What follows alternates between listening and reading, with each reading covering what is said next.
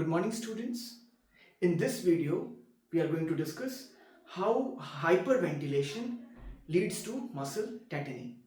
As discussed in the previous video, I said we are going to discuss concepts, the symptoms, signs which look unrelated in the superficially, but which are interrelated when we discuss them in depth at the level of mechanisms.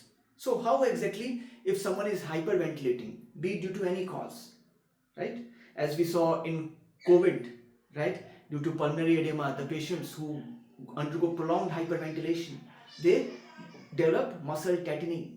Their jaws will get tight, the hands will get tight, right? So how exactly hyperventilation can lead to muscle tetany, right?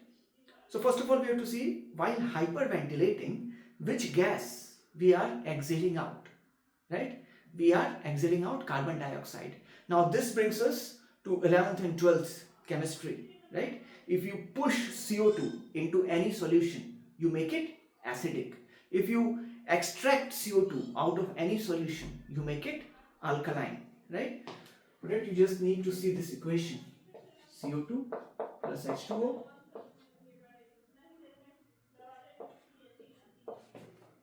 H2CO3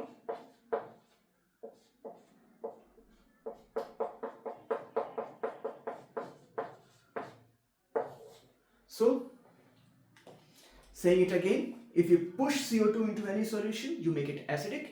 If you extract CO2 out of any solution, you make it alkaline. So if a person is hyperventilating, what will happen? The CO2 is going out. If the CO2 is going out, that means he will suffer from respiratory alkalosis, right? Now his blood has become alkaline. Now alkaline blood means what? H plus is more or H plus is less? Alkaline blood means H plus is less. Now blood has got less H plus. From where it will get this H plus, right? It will try to seek this H plus from albumin. Now albumin has got a binding site, right? It has got a binding site, and this binding site is common for both calcium and hydrogen. This binding site is common for both calcium and hydrogen. Now suppose here the H plus has reduced. Now what it will ask from the albumin to give it H plus, right? This is our albumin.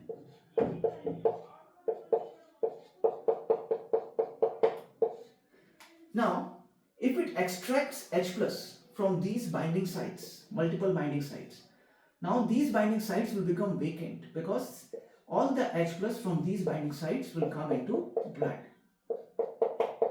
Now these vacant H plus binding site will now be occupied by calcium from the blood.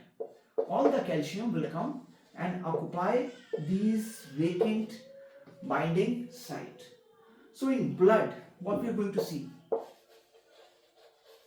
In blood, the calcium level will come down.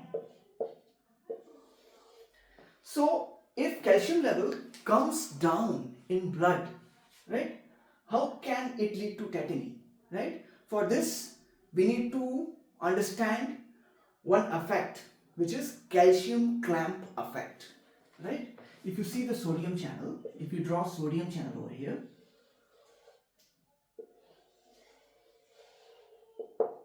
right? Now all the phospholipids over, this will be negatively charged. We'll draw cell membrane and it will have a negative charge outside because of negatively charged all. So what calcium will do is that calcium will come over here and will bind to these negatively charged particles, right?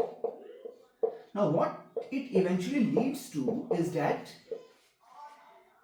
it makes the entry of sodium, right, tough. That means the cell will become tough to depolarize. Binding of calcium to these ions actually increases the threshold level of this ion channel.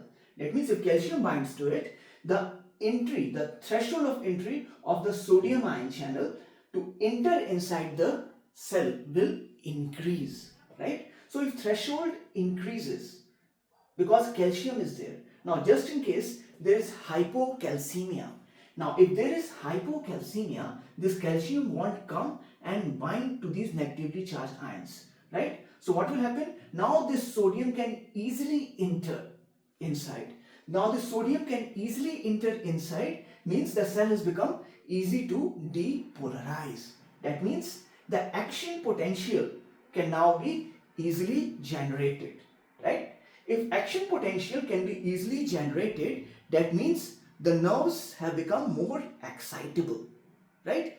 Nerves have become more excitable. That means on slight stimulation, they will get triggered.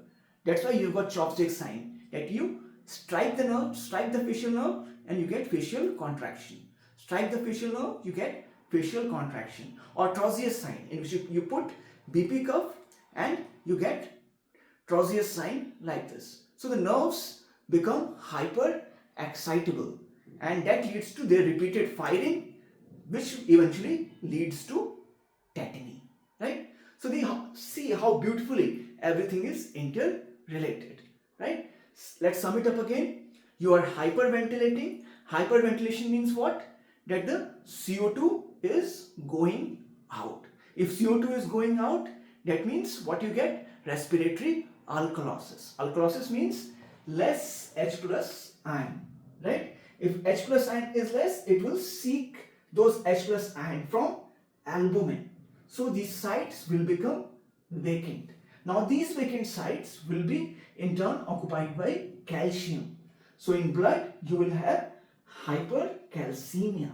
In blood hypercalcemia, that means you won't have calcium for binding to this sodium ion channel, and calcium clamp effect won't be there, right? If calcium clamp effect is not there, that means it will become easy for sodium ion channel to enter inside. The cell can now easily depolarize. The nerve cells have become more excitable. If nerve cells have become more excitable, they are going to fire repeatedly, and this thing will lead to tetany, right? So hopefully this video has helped you understand how hyperventilation leads to tetany. Okay, all the best.